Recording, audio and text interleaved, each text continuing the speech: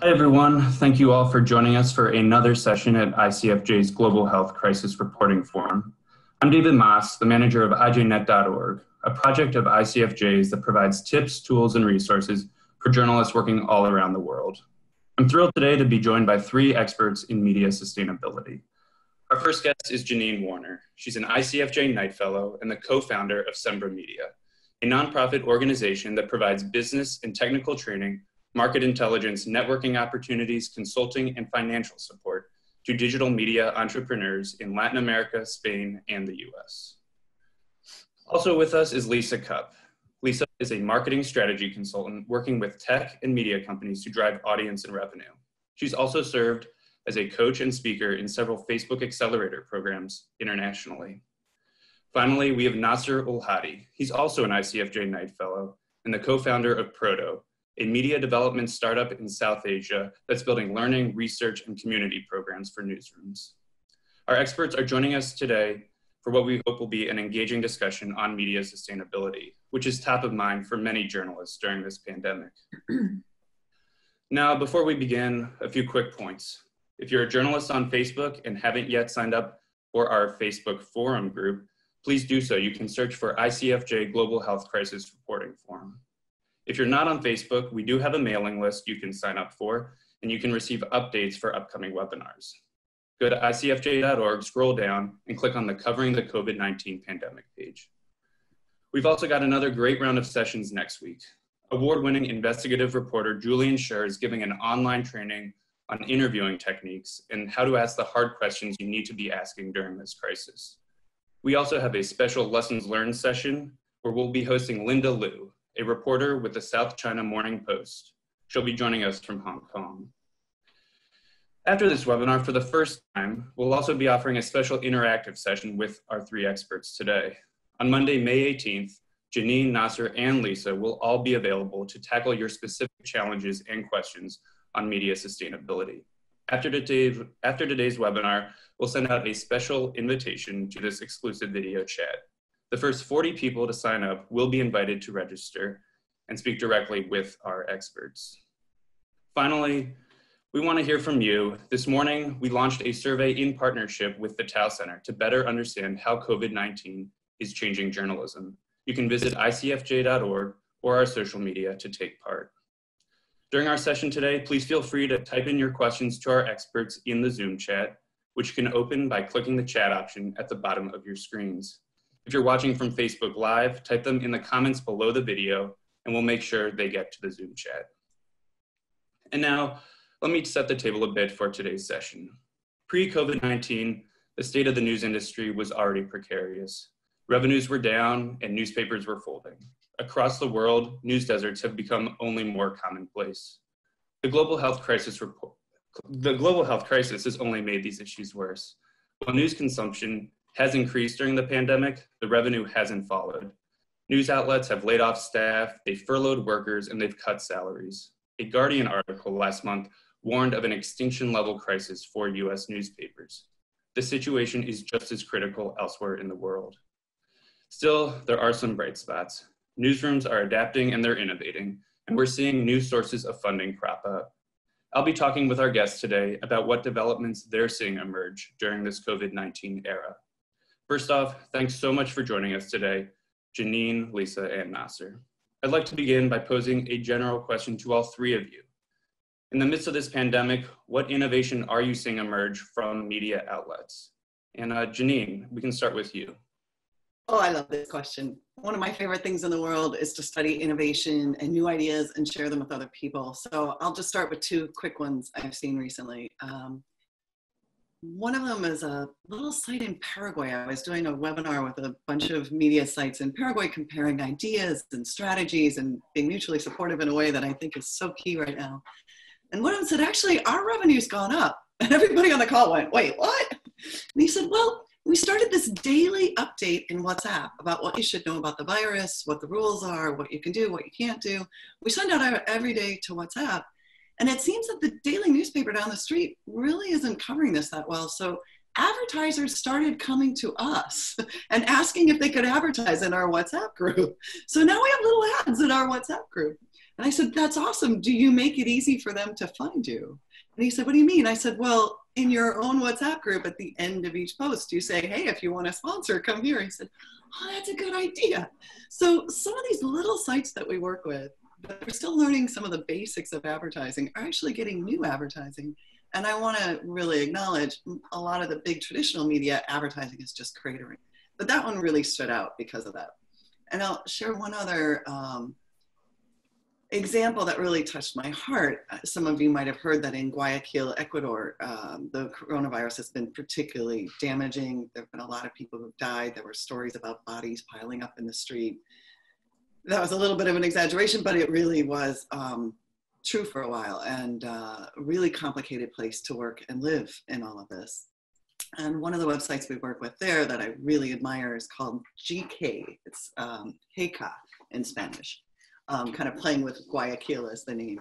And they created a memorial site, and a site where they're really honoring all the people who have passed, and the fact that people can't go to funerals with each other and things like that. So I think from daily updates and news you can use to really acknowledging the pain and suffering that's happening and think about how to better serve your audience, I would say those are two examples of innovation that I've seen that really impressed me. Lissa, I'm sure you have some other ideas on this. Yeah, and those are great. I've seen, I've been working over the last year with some of the Canada organizations as part of the Facebook Accelerator, and I've really seen a lot of innovation there, sparked by need, right? I mean, when you absolutely must innovate. And one that comes to mind is the discourse created. You know, small businesses have been so affected by not only we're dealing with the pandemic, but the economic fallout of all these shutdowns that are happening. And they worked with other publishers to create a site called savesmallbusiness.ca. And it became a crowdsourcing place where businesses could list how they'd been affected, maybe how many employees were let go, and put some comments. And it became a source for story ideas, but also a place where they could update one another and driving subscribers as well. And so I think being at the forefront of it is a common theme that I've seen throughout. Publishers really standing up and saying, how can I get involved? How can I be present? How can I be out there and visible? The other one that I saw in terms of innovation, another publisher in Canada, Lissa really connected with contributors, and they were in a very tough spot and asking for help and asking for contribution, and it drove not only new subscribers, but it drove loyalty. And so they saw a 39% increase in loyal readers and a 14% increase in brand lovers from their efforts. That's super interesting. And actually, I mean, we will be profiling that newsroom on IJNet later this week. Thanks for bringing that up, Lissa. And Nasr, what are you seeing in South Asia, the region you're working in? So we've been looking at how people are trying to respond to this along 3 dimensions: commercial, technical, and editorial. Because innovating in any of those areas is very different from everything else. Specifically, one leading newspaper, perhaps one of the more credible brands, called the New Express, like all the other newspapers out here, their distribution was affected very severely for a while due to the lockdown, because newspapers, hawkers essentially went down the streets. And one of the things that they realized, and we're a weirder market when it comes to this, that some of their more loyal readers prefer the e-paper version, the electronic version of the print product, over the digital product. And so what they started doing, and this isn't groundbreaking technology, but it's just finding a small hack that's technical that ensures that they're still able to get their product out to the people that want it.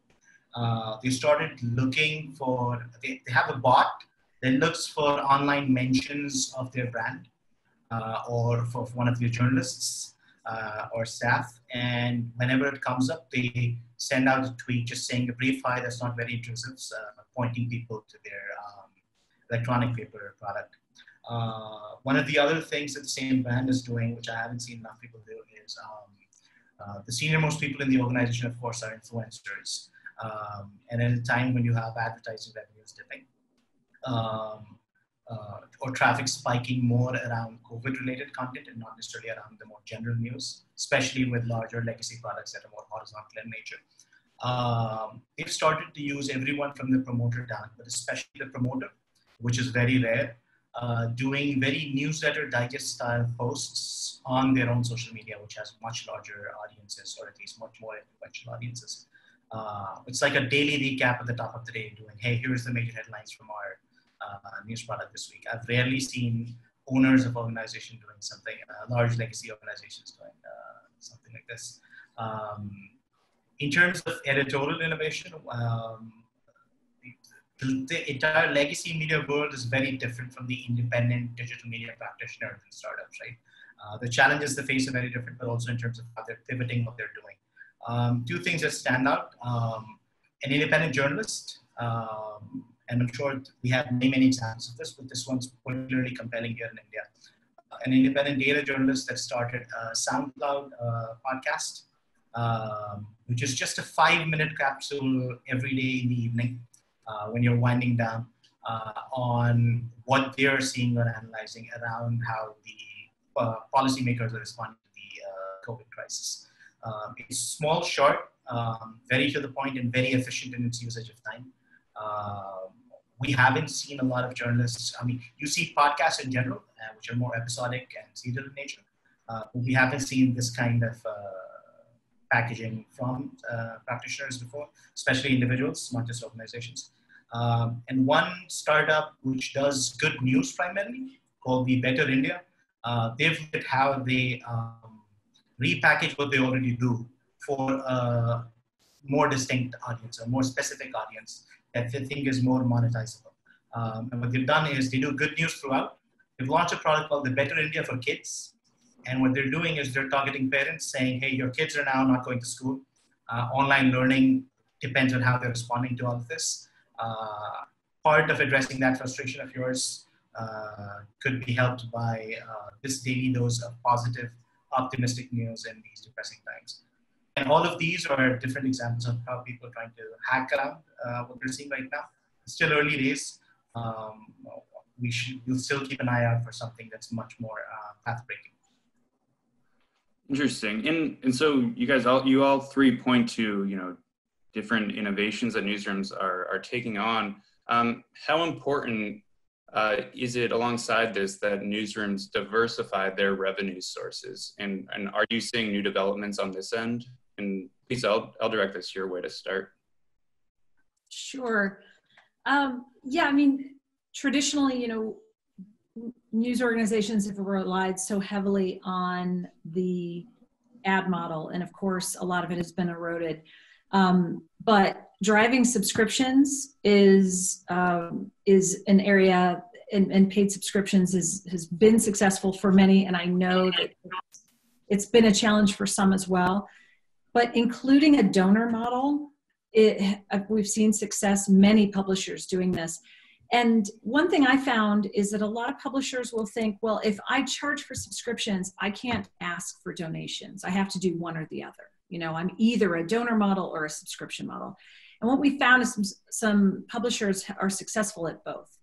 And so they'll have support journalism. You put it in a prominent place on the top nav, in article, at the end of an article. Particularly with COVID, we've seen this even a lot more. Now more than ever, we're bringing you the news, and obviously readership is up. And so we've seen that very successful. So if you're a publisher and you don't have a donor model, I think you're leaving money on the table. But there are other, I think there are other opportunities to still grow ad revenue right now. As advertisers, certainly have the ad teams talk with the advertisers and say, what are you doing with your brand to step up and be a leader right now during this crisis? We can help put you in front of our readers while they're looking for news, and they need reassurance from the brands that they trust. And this is an opportunity for you. So I think it's an opportunity to knock on those advertisers' doors again with ideas. There's some great brands out there doing it, you know, Marriott and Uber and all those, Dove soap, who are just out there in the forefront saying, we're here for you. And they're not shying away, but they're tailoring their message around COVID. Interesting. And Janine, are you, and you know, the outlets you're familiar with, how important is it for them to diversify their revenue? And are you seeing developments there? Well, we have been working with what we call independent digital media. And these are, we don't call them startups because some of them are 20 years old, but they're digital natives. So they tend to be starting small and growing from there. And we've been pushing diversified revenue from the start because most of these are started by journalists who got frustrated by the censorship and the limitations of traditional media that you find in many Latin American countries and went and started their own news sites. And so we say, hey, you need to diversify your revenue because that's the key to independence. If you're not overly dependent on any one revenue source, it's a lot easier to keep your independence. And if somebody does say, hey, if you write that story, we're going to cut the money, or if you don't write that story, we're going to cut the money, you can say, you know what, that's okay, we have lots of other sources. That's one of the reasons that, like Lissa, we're really fans of membership models. Lots of little donors are better than a couple of big ones.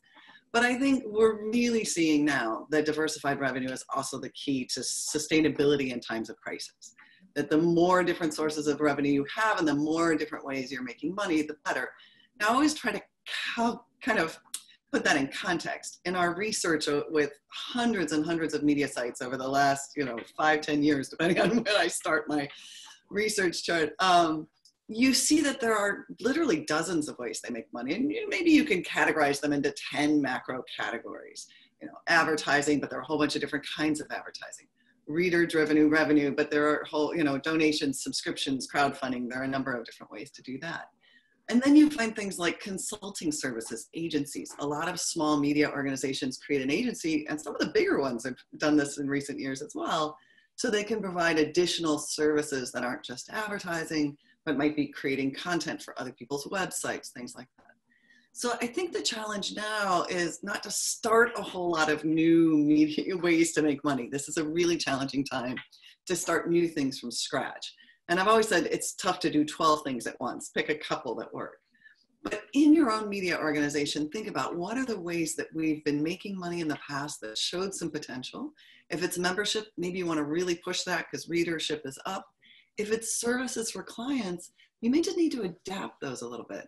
So maybe instead of promoting that hotels are, a great place to stay this week because most people aren't traveling, look at some of the innovative ways that hotels have been talking about the future of travel and virtual tours. And maybe you can get a hotel to sponsor a virtual tour of your local museum.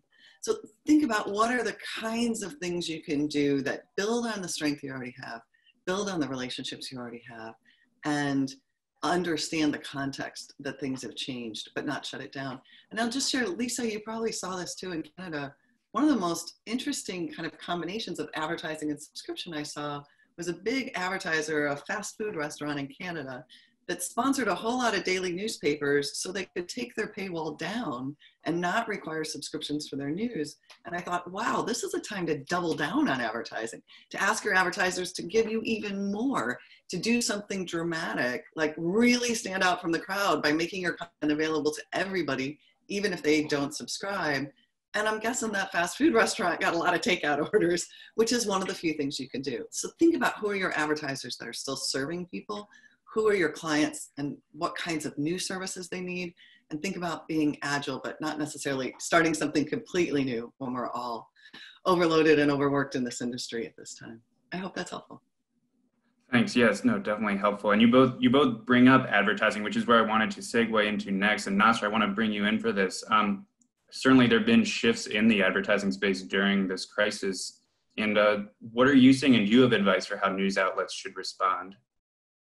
So I'll make a couple of points each in both advertising and reader revenue. One of the conundrums right now that we're seeing with media organizations is there is a spike in viewership or readership because it's a crisis. Everyone wants the news about the crisis. TV, for instance, is seeing up to 300% spikes in viewership. Digital traffic is seeing what we're calling a COVID bump, which might not necessarily last. But the challenge here is how monetizable is that bound, right? And the problem that we're facing right now is advertisers, because in a crisis, ad and marketing budgets are the first to get axed. That's one. Their capacity, of course, is reduced. The other part also is brand safety. By default, they've usually shied away from associating with content around conflicts, crises, etc. Right? And in a world where a lot of digital advertising revenue is through programmatic ad networks, that's as simple as them defining keyword filters. And so if you're a publisher, one of the things that you're faced with is more of your content inventory right now is COVID related. And that's the part that publishers are filtering out, ad networks are essentially filtering out as eligible real estate for a lot of mainstream advertisers.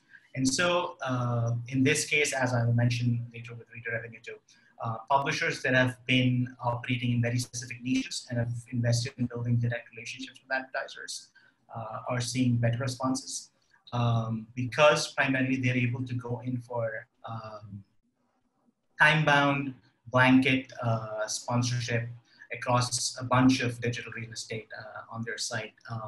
We saw this for a while, way before this crisis. Washington Post did this with their Lily newsletter and website, which is vertical focus specifically on gender issues. And they had it blanket supported by JP Morgan Chase. Those are the kind of first-party blanket advertising relationships that are still working, but I'm seeing this only with niche publishers. We're seeing a similar analogy also working primarily for reader revenue. Publishers that have invested in making asks from the readers, treated them as a community where they've constantly demanded participation. They're able to still make an ask for users to participate in new forms of new editorial formats or new things that they're trying out right now. Those are also the ones that translate into one of the two types of reader revenue, right? We make clear buckets of two types: donations, distinguished from payments. The donations are primarily driven by people that are passionate about our position on things, viewership, views on things, and orientation. And we see a lot of publishers, specifically in India, like The Wire, Stroll, etc., that have constantly been asking and demanding participation from their users. Still see that sustained through the crisis, possibly even see a small bump. Reader revenue, when translated in payments, in terms of payments though, that's when people are paying for what we usually say is a utility, the way we pay for stuff that, electricity, gas, etc. Right? I see a compelling enough reason to pay for your product. We're now starting to treat Netflix like a utility, most of us. I think news products that meet that standard right now are few and far in between. There's a very few more and very expectedly in business news in India. And those are the ones that are case studies right now for any kind of payment reader revenue, which we refer to as subscriptions. But we still think it's not a holy grail. Rajana Resetti says this very well. Treat it as a mixed basket of revenues. It's an entire pivot either to reader revenue or purely to advertising. Both of them are equally problematic. Great, thanks Nasr. And actually, I want to start bringing in some questions that we're getting from our viewers. And we have one from Samuel Akocha, who says he and a partner, they bought a domain name to start up a travel news website back in January. And he wants to know, what's your take on launching a new online startup during this pandemic?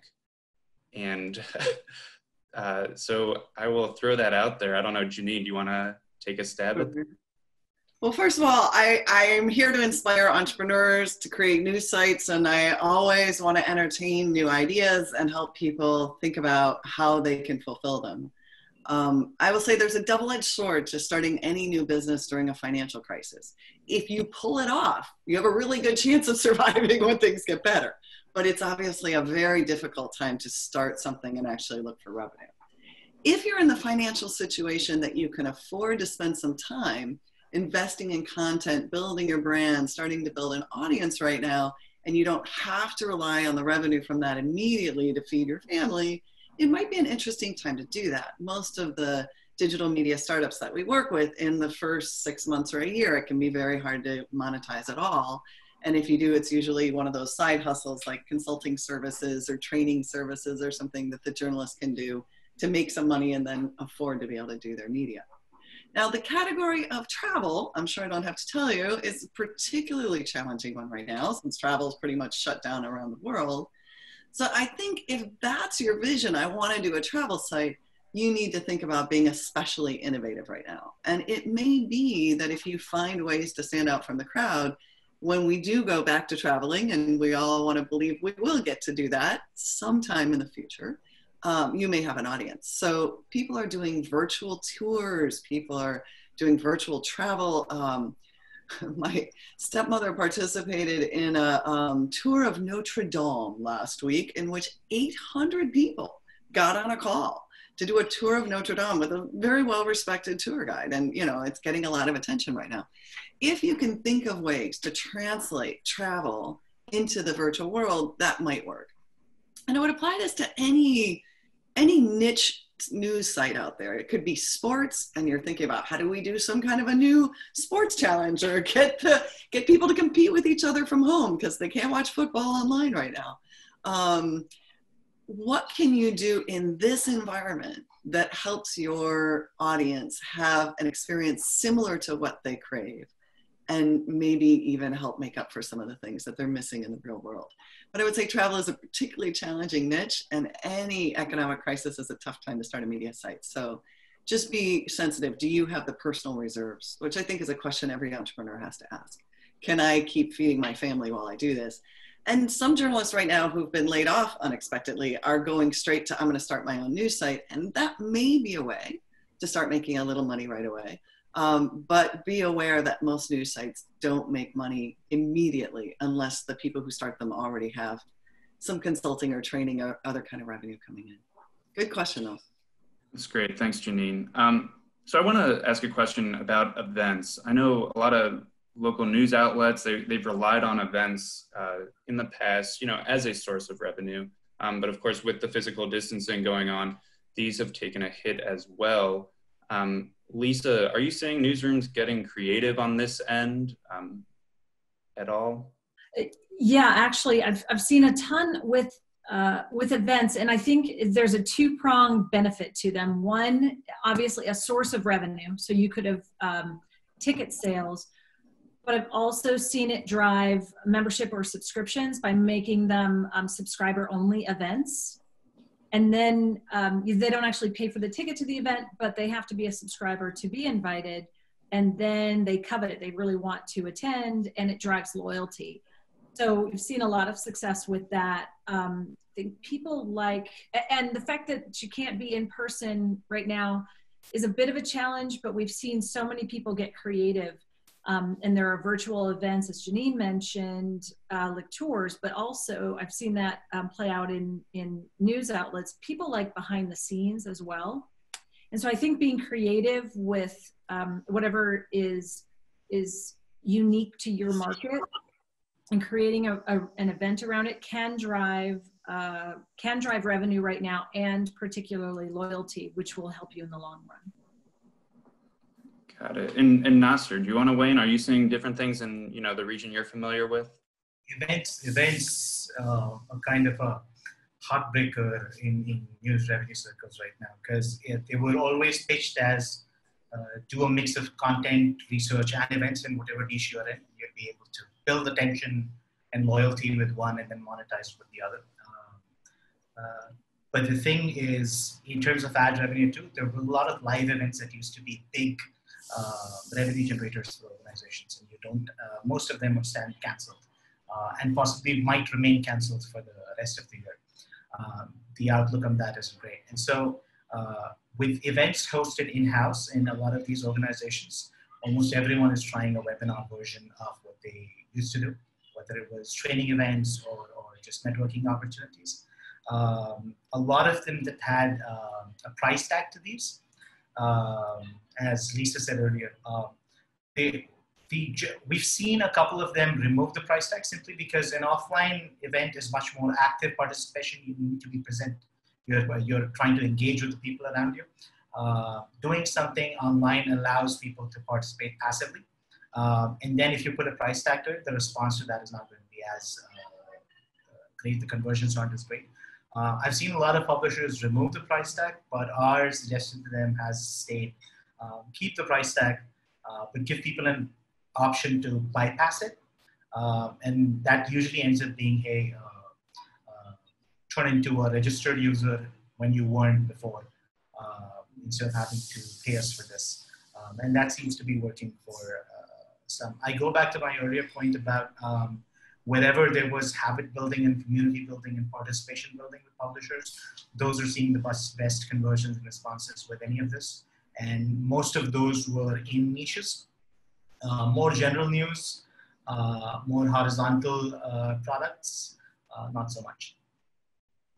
Nasr, David, can I jump in back? Definitely. Nasr brought up a point that I wanted to mention around events that I didn't, and Nasr, you reminded me of it. I've seen some success with people debate about, well, can I charge for events now because it's not live and now it's going to be virtual and maybe we'll make it free. And a lot of events are going that route. And I've also seen success with pay what you can. So it's technically free, but it has a payment feature and you can choose your amount. And that's been successful with some. So that's an option. And then just the last thing I wanted to say about events is there is still a hunger for, I mean, when you look at companies like Live Nation that owns Ticketmaster and all these events that have gone away, and including travel, people are at home and it's getting a little bit old and they want good content and they want events, they're still fans, whether it's fans of a local art or fans of a concert they were going to see, or food. If they're still foodies, they're still foodies. So the opportunities to cook together. So really look for innovation. And this is an opportunity, and this will be our new normal for a little while. So I think there's still a ton of opportunity out there for events, for innovative publishers. And that you can charge, again, different models. Just to line to add to what Lisa said, right? Again, the hesitation is primarily making something that used to be paid free. And while that might work for now, I think all of us are worried about how will we get it back to being paid again if we make it free for now. And that's something that different publishers are trying to solve in different ways. But I agree, there's a big hole created by the absolute cancellation of most live events across the industry. And so there's definitely a space to get innovative with. I know most of us are packaging these as webinars, but there's still differentiation and segmentation that can be built into these channels that we should definitely try out. Got it. Yeah, thanks both. Those are great points. And I want to move on to another non-advertising source of revenue that we've seen crop up during this crisis, and that's the emergence of a number of emergency funds and grant opportunities to support journalists. And I'll bring in Janine to start with this. Is this a space that journalists and media entrepreneurs should continue to look to during this crisis? So it's kind of amazing how much grant funding is out there right now and how much sort of emergency grant funding, from little tiny grants for freelancers, a few hundred to a few $1,000s to do a specific story, to multi-million-dollar funds from Google, Facebook, and others right now, really trying to help media survive this. So yes, of course, apply for those. If you think you have any chance at all, you should certainly apply. That said, I think it's always important to remember very few media sites really survive on grants alone. We've done research on more than 800 media sites in Latin America, and less than 20% of those have ever gotten any grants at all. So I think there's kind of a fallacy in some people's heads that all these little nonprofit and socially minded news sites live on grants. The reality is a very small percentage of them do, and they tend to be the ones that are the most focused on investigative journalism and fact checking, and they're the ones that win the awards that the Online News Association and the Gabo Festival and things like that. So if you're in that category, you have a great shot at getting some of this grant money. If you're doing a travel site, you're probably not going to qualify for most of the grant funding out there because it's really designed for that most important, vital source of news that people need to live and survive in this environment. But absolutely you should apply. I'll give a shout out, and Stella, Taylor, David, maybe one of you can put up the link to IJNet.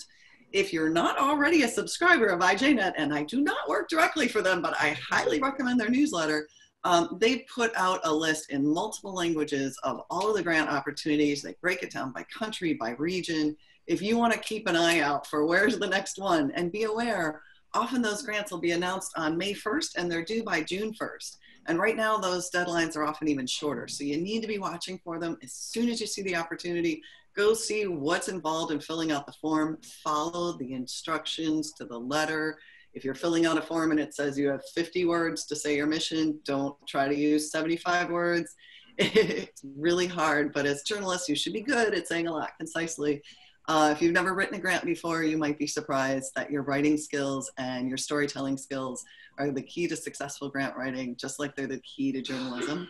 And finally, I'll say personal relationships can really matter. So work your network. Try and figure out who might know somebody who works at the organization that could support you. If they ask for letters of recommendation, think about people that might be connected to people in that organization. Recommendations always mean more if they come from somebody I know than somebody I've never heard of. So look in your LinkedIn relationships, think about people you've met at conferences, and really reach out to those folks for support. That's just a few ideas, but yeah, the grant money is out there right now. But my final word of caution is don't expect it to be around forever. I think we're seeing a real push right now. I think moving forward in the next few years, if the stock markets don't come back around the world, expect grant money to go down because most foundations survive on their own investments and only give away what they make on those investments. So it's a really key time if you're looking for those funds. Great, thanks Janine, and we always appreciate a good IJNet plug. We are available in 7 languages, and next week we'll have French up, so an 8th language soon coming your way. We have another audience question from Brian in South Africa. He wants to know, this is more of an editorial question, and he's worried that COVID-19 news, with sources limited, this might end up being a little monotonous for followers and readers, and wants to know what the way forward is, perhaps diversifying your content. And Nasr, I can start with you. Sure. I think one of the things we try and reiterate is there is no prescription that's a one-size-fits-all. A lot of what will work for your audience depends very much on your specific context and audience mix. In general, I get this point about especially with across general news sites, the end user seeing very less differentiation between what they're seeing day to day, everyone reporting the same headlines and statistics and so on. But what we have seen is, as long as you figure out something that is on brand for you, or some kind of an intersection between what's happening outside right now and what you have built a reputation doing over the past several months, years, however long your product's been out there. That specific intersection ends up being a niche. And you can figure out however deep you want to go within that. It is typically something that your general news products will stay away from. For instance, if you are a travel website, most international travel, of course, is stopped right now. I see Skift, which is in something that I refer to often as a global case study for outdoor verticals. They're a travel-only focused vertical website. They're doing a great job of figuring out COVID intersections with their specific niche and what they cover, and doing a range of combinations in terms of industry recommendations for small organizations, big businesses, recommendations on how to retain the relationships with passengers or tenants or hotel customers, etc., in their industry, despite the gap. Again, the focus here is going to be what is the vertical or niche that you operate in and how does it intersect with the crisis that's going on right now. Great. I'd also like to comment that I saw Lissa put place in chat, especially with niches and non-news niches. The whole affiliate marketing model works very well, where you're able to find a way for people to transact through your publishing inventory with purchases of products and services that are related to your niche. Great, thanks, Nasr. And another source of revenue that I think, depending on the region, has emerged is that in some instances, governments have stepped in to help newsrooms. But of course, this can be also a double-edged sword. And has this emerged in regions you're familiar with? Lissa, I'll bring you in for this. Is this something newsrooms should look toward? And if they do, what should they take into consideration?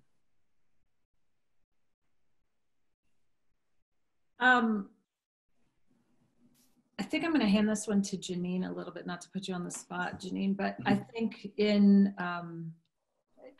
if I recall, you had some good examples with this one. Yeah, Janine, do you want to take this? And I was just answering a question in chat because I didn't expect to be called on. I'm sorry. Just repeat the question. I'm so sorry. No, government support. Sure. Sorry about that, Janine. Yeah. I just recall that you would. It's all good. I'm happy to answer this question. Thank you. I was just putting, there's some great questions in chat. I know. I'm sorry. I'm like, sorry. No, government support in places like Britain, the BBC is a news site that I love, and I'm really glad it's partially supported by government. And I think Europe in particular right now is thinking, should we have a big global fund funded by governments to try and help support news? In the US, some local areas are starting to say, should we use local tax revenue to support the local daily newspaper? I think those are probably really good ideas. In many of the countries that we work in Latin America, and I know in many other countries around the world, government support becomes much more complicated. So if you're in Cuba or Venezuela or Nicaragua, where the government is very restrictive about what media is allowed to do, and independent journalists often risk literally their lives and their freedom to do the kind of journalism they do, government money is probably not going to improve that situation. And in fact, the fact that government puts money into some of the media and not other media can be really problematic. And even in countries like Mexico that certainly on the surface have a much stronger freedom of press and a much bigger diversity of media organizations, in the country of Mexico, historically, the government has been the biggest advertiser in the country. And so while it's not as overt in that country as it is in some other countries, media sites that are heavily dependent on government revenue are also much less likely to critique the government and much more likely to publish all the press releases and things put out by the government. And we're not political. We never tell you who you should vote for, and we don't support media based on that. In fact, you can't be part of SembraMedia's directory and organization if you are funded only by a government or only by a political party. So we believe truly independent journalism has to be independent. And in that context, as somebody who lives in the United States and grew up here, I think government support of public radio and public television and maybe local newspapers could be a really important part of our future and balancing news deserts. And that could apply to many other countries. But anytime we talk about government supported media, I have to kind of say, yeah, but remember Cuba and Venezuela and other countries where government support doesn't always mean the same thing. So, thanks. Great. Nasr, do you want to, I'll bring you in for this. Yeah. I'll take a small detour answering this for media. In India, what we're seeing is every sector that can is making the case for a government waiver. Earlier today, I saw a piece by the local WeWork country head and a couple of other heads of a couple of other leading co-working spaces, making the case for how that sector was critical to the startups economy and bailout or waiver of some sort at this point would be important when we start heading towards a revival. To them, it translates to actions like rent waivers or taxation relief, etc. In media, what we've seen and asked for, and I haven't seen action from the government on this so far, but what we have seen and asked for is two things. In print, government ad revenues can go as high as 60% of total ad share. And so what we've seen publisher associations and broadcaster associations ask for is two very specific things. One is they've asked for the government to clear outstanding dues that run as far back as the past 10 years. That's a lot of bills. And I'm sure just them coming through is going to be a nudge up for these organizations. And the other thing that we've seen is for future bookings and existing bookings that were made before the crisis but were due now. They've requested the government double the ad rates. And so instead of some kind of an external funding, they've made these two very specific asks. The third ask is not just specific to media in India, It's across sectors, the one I mentioned earlier, which is relief on various kind of service tax standards and withholding tax standards. Great. And as we start winding down, we have time for about another question or two. And I want to throw one out there about the importance of loyalty and building loyalty. I know they're pre-COVID, there was a big emphasis on this. And I know it's important for subscriptions and memberships and donations, get your readers to want to buy into your news outlets. And how has this adjusted at all during the crisis? And how can newsrooms, approach this differently, given the times we're in? And I'll bring Lissa in for this. Great. So I've seen a lot of success with this. One publisher, again, pulling from some of the Canada teams, I want to get that quote. They said they reawakened their relationship with their community. So they stepped up, they were the forefront. They put their names and faces out there, which we encourage anyway. Who are the people behind the words, right, that you're reading? The publisher was doing Zoom calls, showing what his family was cooking for dinner. They were playing Risk and other board games at night. So picture, you've got this Jimmy Fallon, US talk show host kind of thing going on, but very relatable and building loyalty. And as I mentioned earlier, like Le Soleil saw their loyalty numbers go up. So people really embracing their local news as a lifeline and supporting them and seeing this as an opportunity to get to know them, that these are the people in my community that are on the front line for me, that are bringing that news that I need to know what in the world's going on outside because we're all trapped at home. And who are those people? And we're seeing it pay off in increased subscription and increased loyalty. Great, thanks, Lissa. And now that we are definitely winding down, I do want to end on a more optimistic note. So I'd just like to bring in all three of you, just some final remarks from each of you. Do you have words of advice for journalists and media entrepreneurs as they navigate what's the crisis we're in today? Nasr, can I start with you? Sure.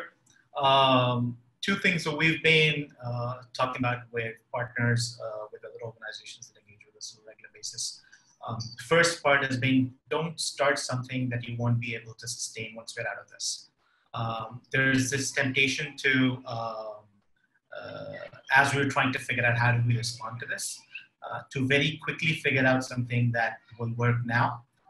But we might realize as we go along that this isn't something that it isn't the kind of activity that we keep going once life hopefully soon returns back to normal. Because then it's a wasted effort. I think it's important to take the time to figure out what is it that we could do that works within this crisis, but then we could keep going as we go along, right?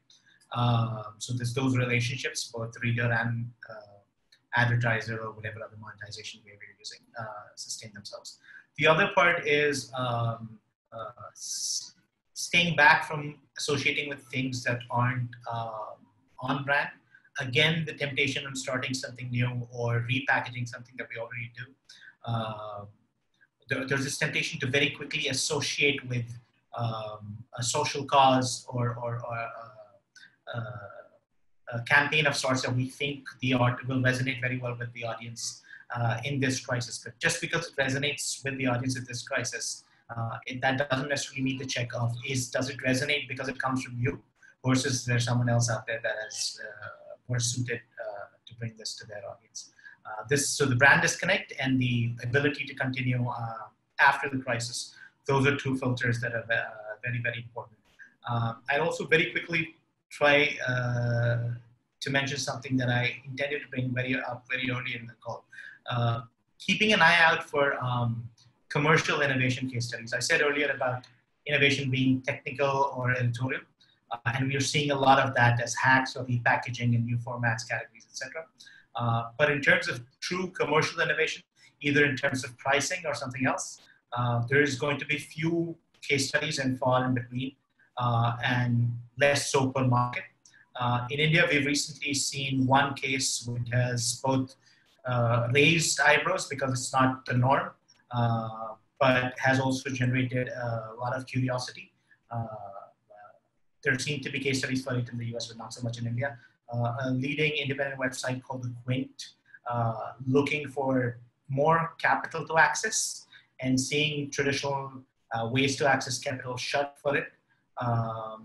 Explored a bit of financial restructuring that has given it access to public market capital. It's complex to explain on the call itself, but I'd suggest that people who can and are interested look up the case study of how they've gone ahead and done that. Again, it's both raised eyebrows because it's not the norm, but it's interesting. Awesome. Thanks, Nasr. Lissa, should we go to you now? Any words of advice, final words of advice for media entrepreneurs, journalists now? Sure. A couple of things. And one, I can't stress enough, connect with your audience. Be out there, make it personal, names, faces, lead. So this is not the time to shy away.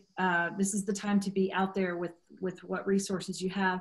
And then the other point I want to add, and it actually came from that question from South Africa about COVID news being monotonous. This is going to be a long haul. This is something that hit us all of a sudden. And, you know, we all used to watch every update and watch the whole thing. And now we'll find that we're watching the update, but we're multitasking. Now, like, we want to hear, or now we'll wait for Twitter, we'll wait for the highlights. So adapt as you coverage, and this is more, I don't usually speak to the journalism side of this, more the marketing side. However, I think staying relevant is really going to be key. And so aside from giving facts and, you know, how many illnesses or whatever in the region or whatever, but how are businesses adapting? I'm seeing a lot of success with, you know, the economic fallout of this, but people getting back to business, even if you're in the travel space. Sure, people aren't traveling, but everybody's trying to figure out, boy, I really want to take a vacation. What can I do? Can I get money back? Are planes flying? What's it like to fly right now? So keep that content current and evolving through what's probably going to be an 18 to 24 month window for this. And keep your readers sort of on the hook and relevant with the questions as they evolve with them. Thanks, Lissa. And Janine, I'll bring you in now. Awesome. And I just saw somebody post, like, I still have questions. Can I email them directly? And I'm sure you can find us and we'll all try and answer them. But one of the things we're going to do, and I know David will talk more about it, are breakout sessions. So after this, you can sign up to be in more interactive sessions with Nasr, Lissa, or I, or all three of us. And I think all three of us are really excited to be able to answer your questions more directly. You'll actually be in a call with us and not just in the background, limited to chat. So that's a new thing that they're experimenting with these webinars to try and make them more interactive. And I welcome you to come to that. And I'm happy to answer any questions you have in that discussion. I'll end with one of the favorite things that I've seen journalists do right now, and that is starting to partner with each other more. I think, you know, historically journalists are very competitive. We all struggled to get our story on the front page. We all wanted to win the Pulitzer Prize. But this is really a time to come together and not just to cover news better, but also funders like that. There's an example in the story that I posted in chat that two news sites in Cuba who realized that their teams were complementary. One of them did more with writing and illustration. The other did more with video and multimedia. They figured out that coming together, they could have their teams complement each other. They could have fewer journalists out on the street at risk in the first place. They could have better coverage for both sites.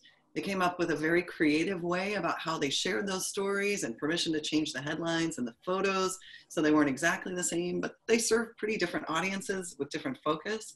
So even that wasn't a huge issue for them. And then one of them went to the funder, one of their funders, and said, hey, look what we're doing. I just wanted to kind of keep you in the loop. And the funder was like, wow, that's awesome. Can we give you more money? So people who do donations, people who do grants, love to see people work with each other and not in competition. If I'm donating money because I want the world to be a better place, if I'm a foundation trying to improve the media ecosystem of your area, I don't like it when two media sites fight over the limited resources. I like it when they use those resources to create more journalism better. So for all those reasons, we need each other more than ever. We can cover news better, safer, faster, in a more interesting way if we work together.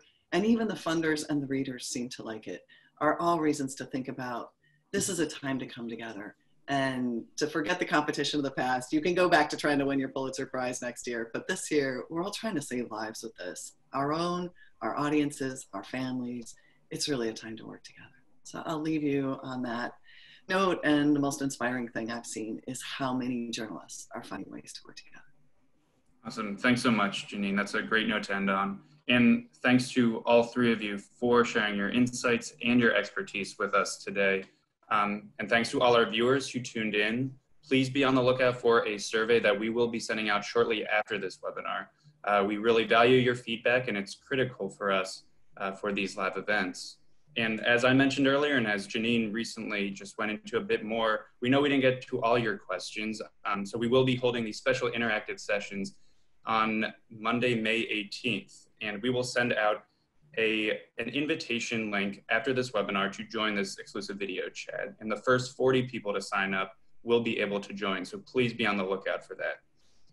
Finally, another reminder, we did launch a survey this morning in partnership with the Tao Center to better understand how COVID-19 is changing journalism. You can visit ICFJ.org or our social media to take part. And you can expect to see a full recording of this webinar on both ICFJ and IJNet's YouTube pages. And we'll also post a recap article on ICFJ.org and IJNet.org with key quotes and takeaways that you can use in your reporting. Again, thank you all for tuning in. Thanks to our speakers, and stay safe, and we'll be back soon. Thanks, everyone. Thanks, everyone. Well done, David. Great.